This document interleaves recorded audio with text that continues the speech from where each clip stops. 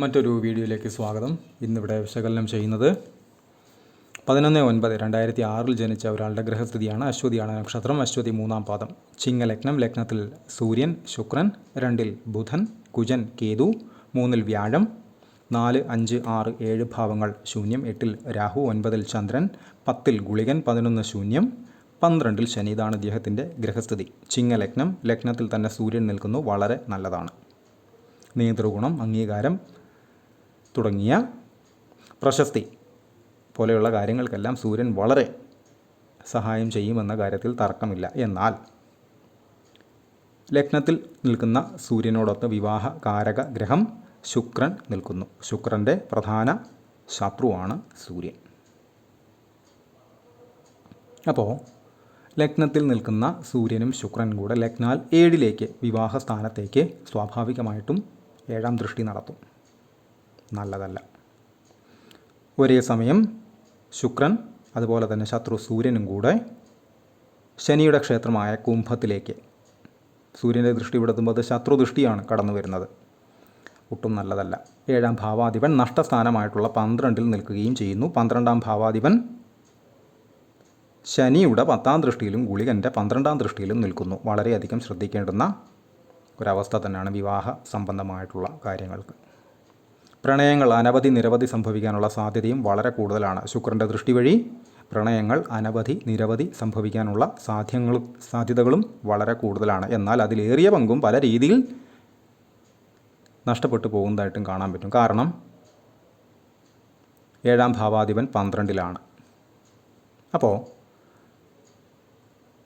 ശനി ചന്ദ്രനിലേക്ക് ദൃഷ്ടി ചെയ്യുന്നു. മുൻപ് ഒരുപാട് വീഡിയോകളിൽ പറഞ്ഞിട്ടുള്ള ഒരു പോയിൻ്റാണ്. ചന്ദ്രൻ ശനി, ചന്ദ്രൻ രാഹു, ചന്ദ്രൻ കേതു, ചന്ദ്രൻ ഗുളികൻ. നല്ലതല്ല. ഒരുമിച്ച് നിൽക്കുന്നതോ ദൃഷ്ടിയിൽ വരുന്നതോ ഒട്ടുമേ നല്ലതല്ല. ഇവിടെ ചന്ദ്രൻ നിൽക്കുന്ന ഇടത്തേക്ക് ഗുളികൻ്റെയും ശനിയുടെയും ദൃഷ്ടി കടന്നു വരുന്നുണ്ട്.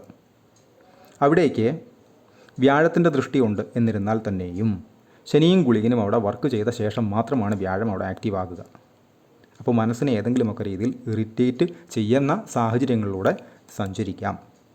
അപ്പോൾ ഇത്തരം പ്രണയങ്ങളൊക്കെ ഉണ്ടായി അതിൽ നിന്ന് പിന്നീട് ഒരു ഘട്ടത്തിൽ മാറുന്നൊക്കെ സമയത്ത് മനസ്സിനത് വലിയ ആഘാതങ്ങളൊക്കെ ഉണ്ടാകാനുള്ള സാധ്യത വളരെ കൂടുതലാണ്. അതിന് വേണ്ടുന്ന മുന്നൊരുക്കങ്ങൾ നടത്തി തന്നെ മുന്നോട്ട് പോവുക. ഒരു പാർട്ട്ണറെ എടുക്കുന്ന സമയത്ത് കൃത്യമാണത് എന്ന് മനസ്സിലാക്കി മുന്നോട്ട് പോയി കഴിഞ്ഞാൽ അത്തരം സാഹചര്യങ്ങളിൽ നിന്നും വലിയ തെറ്റുകുറ്റങ്ങളില്ലാതെ രക്ഷപ്പെട്ടു നിൽക്കാൻ സാധിക്കും. അതല്ലാത്ത പക്ഷം പ്രേമരോഗ ചിന്തകളുമായിട്ടാണ് മുന്നോട്ട് പോകുന്നതെങ്കിൽ നേരത്തെ പറഞ്ഞ കാര്യങ്ങൾ സംഭവിക്കുകയോ അതല്ലെങ്കിൽ അതിനെ തുടർന്ന് മനസ്സിന് ഏതെങ്കിലുമൊക്കെ രീതിയിലുള്ള ബുദ്ധിമുട്ടുകൾ, ടെൻഷൻ, ആങ്സൈറ്റി, കൺഫ്യൂഷൻ, ഡിപ്രഷൻ പോലെയുള്ള അനുഭവങ്ങൾക്കും സാധ്യത വളരെ കൂടുതലാണ് എന്ന് മനസ്സിലാക്കുക. അതുപോലെ തന്നെയാണ് ഇദ്ദേഹത്തിൻ്റെ 10-ൽ ലഗ്നാൽ 10-ൽ തൊഴിൽ സ്ഥാനത്താണ് ഗുളികൻ നിൽക്കുന്നത്. തൊഴിൽ സ്ഥാനത്ത് ഗുളികൻ നിന്ന് കഴിഞ്ഞാൽ മാറ്റമുള്ള ജോലികളിൽ ഏർപ്പെടുക എന്ന് വെച്ചാൽ ഒരു സ്ഥലത്ത് കുറേ കാലം ജോലി ചെയ്യുകയും എന്തെങ്കിലും ഒരു നെഗറ്റീവായിട്ടുള്ള അനുഭവമോ അതല്ലെങ്കിൽ അതിനെ കണക്ട് ചെയ്യുന്ന ഏതെങ്കിലും രീതിയിലുള്ള അനുഭവങ്ങൾ ഉണ്ടാവുകയോ അവിടുന്ന് മാറ്റം കിട്ടി മാറി മറ്റൊരു സ്ഥലത്ത് ജോലി ചെയ്യേണ്ടതായിട്ടുള്ള സാഹചര്യങ്ങളിൽ ഏർപ്പെട്ട് ജോലി ചെയ്യേണ്ടുന്ന അവസ്ഥ ഉണ്ടാകാനുള്ള സാധ്യത വളരെ കൂടുതലാണ്. അതുപോലെ തന്നെയാണ്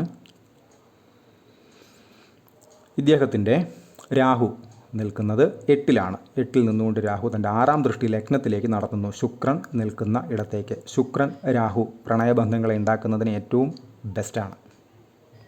അതുപോലെ തന്നെ 7-ാം ദൃഷ്ടി ലഗ്നാൽ 2-ലേക്ക് നടത്തുന്നു. അവിടെ ബുധനുണ്ട്, കുജനുണ്ട്, അതുപോലെ തന്നെ കേതുവുമുണ്ട്. അതും ശ്രദ്ധിക്കേണ്ടുന്ന ഒരു കാര്യം തന്നെയാണ്. അതേപോലെ തന്നെയാണ് ഇദ്ദേഹത്തിൻ്റെ ഈ സൂര്യൻ ശുക്രൻ കോമ്പിനേഷൻ. പ്രത്യേകിച്ചും വിവാഹം നടന്ന ശേഷം തർക്ക സ്വഭാവം ഉണ്ടാകുന്നതിന് വളരെ കൂടുതലാണ് സാധ്യത. എന്ന് വെച്ചാൽ സൂര്യൻ ശനിയുടെ ക്ഷേത്രത്തിലേക്ക് ദൃഷ്ടി ചെയ്യുന്നു. വിവാഹ കാരക ഗ്രഹവും ശനിയുടെ ക്ഷേത്രത്തിലേക്ക് തന്നെ ദൃഷ്ടി ചെയ്യുന്നു. ഇത്തരക്കാർക്ക് പൊതുവെ വിവാഹം കഴിഞ്ഞാൽ തന്നെ ഏതെങ്കിലും രീതിയിലുള്ള ഏടാകൂടങ്ങൾ വന്നു ചാടാനുള്ള റിലേഷൻ രീതിയിൽ വന്നു ചാടാനുള്ള സാധ്യത വളരെ കൂടുതലാണ്.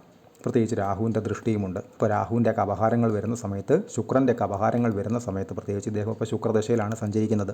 ശുക്രദശ കഴിഞ്ഞാൽ തന്നെ സൂര്യനിലായാലും അല്ലെങ്കിൽ ചന്ദ്രനിലായാലും എപ്പോഴാണെങ്കിൽ തന്നെയും രാഹുവിൻ്റെയും അല്ലെങ്കിൽ ശുക്രൻ്റെയും ഒക്കെ അപഹാരങ്ങൾ വരുന്ന സമയത്ത് ശ്രദ്ധിച്ച് തന്നെ പക്വതയോടെ തന്നെ തീരുമാനങ്ങളെടുത്ത് മുന്നോട്ട് പോയില്ല എങ്കിൽ വിവാഹ ജീവിതത്തെ അത് സാരമായി തന്നെ ബാധിക്കാനോ വിവാഹ ജീവിതത്തെ അത് ഏതെങ്കിലും രീതിയിൽ ബുദ്ധിമുട്ടിക്കാനുള്ള സാധ്യത വളരെ കൂടുതലാണ്. കാരണം 7ാം ഭാവാധിപനായിട്ടുള്ള ഗ്രഹം നിൽക്കുന്നത് 12-ൽ നഷ്ടസ്ഥാനത്താണ്.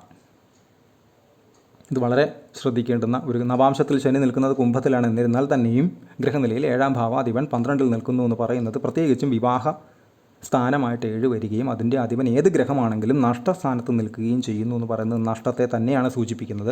അപ്പോൾ അതിന് വേണ്ടുന്ന മുൻകരുതലുകൾ, കൃത്യമായി പരിഹാരങ്ങൾ നേരത്തെ കൂട്ടി തന്നെ എടുത്ത് ചേർക്കാൻ പറ്റുന്ന ഗ്രഹനിലകൾ ചേർത്ത് തന്നെ വേണം മുന്നോട്ട് പോകാനായിട്ട്. ഒരു കാരണവശാലും ഈ ലഗ്നത്തിൽ സൂര്യനുള്ള ആളെ കൊണ്ടുപോയി ലഗ്നത്തിൽ ശനി നിൽക്കുന്ന ജാതകങ്ങളെ തമ്മിൽ ചേർക്കാതിരിക്കുക. ശത്രുക്കളുടെ ഒരു സംയോഗമായി മാറും അത്. എന്ന് വെച്ചാൽ അവർക്ക് ഒരു 10 മിനിറ്റിൽ കൂടുതൽ ഒരു മുറിക്കുള്ളിൽ സംസാരിക്കാൻ കഴിയില്ല. അത് അടിയിൽ തന്നെ കലാശിക്കും, പരസ്പരം ശത്രുതയായി മാറും. ഇത്തരം ഗ്രഹനിലകൾ ചേർക്കേണ്ടുന്ന, അല്ലെങ്കിൽ ചേർക്കുക എന്നതിലുപരിയായിട്ട് ഒഴിവാക്കേണ്ടുന്ന ഗ്രഹനിലകളുടെ ഒരു പാറ്റേൺ ഉണ്ട്. അത് നിർബന്ധമായും കണിശമായും ഒരു കോംപ്രമൈസും ചെയ്യാതെ ഒഴിവാക്കി തന്നെ വേണം വിവാഹമെന്ന് പറയുന്ന പ്രക്രിയയെ സമീപിക്കാനായിട്ട്. അതല്ലാത്ത പക്ഷം ബുദ്ധിമുട്ടുകൾ ഉണ്ടാകാനുള്ള സാധ്യത വളരെ വളരെ കൂടുതലാണ്. ഇദ്ദേഹത്തിൻ്റെ ദശകൾ എടുത്തു കഴിഞ്ഞാൽ കേതു ദശയിൽ ജനിച്ചു 2008 വരെ കേതു, അതിനുശേഷം 20 കൊല്ലം ശുക്രൻ, അതിനുശേഷം സൂര്യൻ 6 കൊല്ലം 2034 വരെ, അതിനുശേഷം ചന്ദ്രൻ 10 കൊല്ലം 2044 വരെ, ശേഷം കുജൻ 2051 വരെ, ശേഷം രാഹു 2069 വരെ, ശേഷം ഗുരു, ശനി എന്നീ ക്രമത്തിലാണ് അദ്ദേഹത്തിൻ്റെ ദശകൾ കടന്നു പോകുന്നത്. അതിൽ തന്നെ ശുക്രനിൽ ബുധനാണ് 28/2024 തൊട്ട് 26/2027 വരെ ശുക്രനിൽ ബുധൻ. റിലേഷൻ്റെയും പ്രണയത്തിൻ്റെയും ഒക്കെ കാരകഗ്രഹം ശുക്രൻ, ശൃംഗാരകാരകനായിട്ടുള്ള ഗ്രഹം ബുധൻ. ശ്രദ്ധിക്കുക, എന്തെങ്കിലുമൊക്കെ അൺനെസസറി ആയിട്ടുള്ള റിലേഷൻസ് വന്ന് ചാടുന്നതിനുള്ള അവസരം ഈ സമയത്ത് പ്രതീക്ഷിക്കേണ്ടതാണ്. അത് വരുന്നുവെങ്കിൽ നല്ലത്, പക്ഷേ അതിൽ തന്നെ ശരിയാണ്, തനിക്ക് ചേർന്ന് പോകുന്ന ആളാണ് എന്ന് ഉറപ്പാക്കി എടുത്താൽ നല്ലത്. പ്രത്യേകിച്ച് ന്യൂജൻ കുട്ടികളാണ്, ഇവർക്ക് വലിയ പക്വതയൊന്നും ഇവരുടെ ഇന്നർ മൈൻഡ് സെറ്റിന് ഉണ്ടായിക്കോണമെന്നില്ല. പെട്ടെന്ന് കാണുന്ന ശരി അവരതാണ് ഏറ്റവും വലിയ ശരിയെന്ന് കരുതും, അതിൻ്റെ പിന്നാലെ പോവുകയും ചെയ്യും. നല്ല ബുദ്ധിമുട്ടുകൾ പിന്നീട് അനുഭവിക്കുകയും ചെയ്യാം. പ്രത്യേകിച്ച് ചന്ദ്രന് ഗുളികൻ്റെയൊക്കെ ബന്ധം, ശനിയുടെയൊക്കെ ബന്ധമുള്ള ഗ്രഹനിലയാണ്. വ്യാഴം അവിടെ ഉണ്ട്. എന്നിരുന്നാൽ തന്നെയും ഗുളികനെയും ചന്ദ്രനെയും പ്രത്യേകം ശ്രദ്ധിക്കുക തന്നെ വേണം. ഗുളികൻ്റെ 11-ലേക്കുള്ള ദൃഷ്ടി വളരെ നല്ലത് തന്നെയാണ്. എന്നാൽ 9-ലേക്കുള്ള ദൃഷ്ടി അവിടെ ചന്ദ്രൻ നിൽക്കുകയും ചെയ്തത് നല്ലതല്ല, മനസ്സ് സംബന്ധമായിട്ടുള്ള കാര്യങ്ങൾക്ക് നല്ലതേ അല്ല.